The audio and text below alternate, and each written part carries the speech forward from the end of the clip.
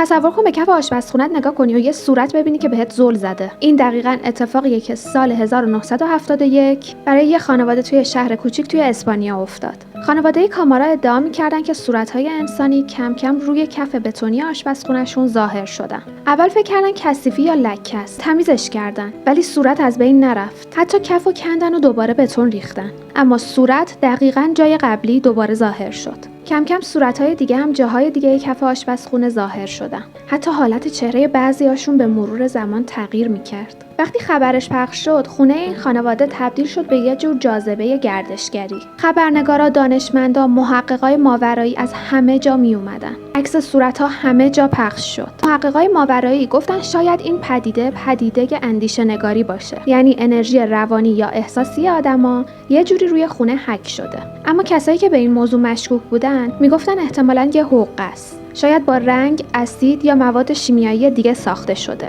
و حتی گفتن این خانواده دنبال پول درآوردنن. اما عجیب اینه که بعد از دهه‌ها تحقیق هنوز هیچ توضیحی وجود نداره که همه روش توافق داشته باشن. آخرین آزمایش سال 2014 انجام شد. یه مهندس شیمی و یه جرمشناس قانونی کلی تست مختلف انجام دادن. نتیجه این بود که صورت‌ها با رنگ ساخته نشده بودن، هیچ نشونه‌ای از دستکاری پیدا نکردن و نتونستن با هیچ روشی این تصاویر رو بازسازی کنن. حالا سوال اینجاست. به نظر تو علت ظاهر شدن صورت‌های بلمس چی بوده؟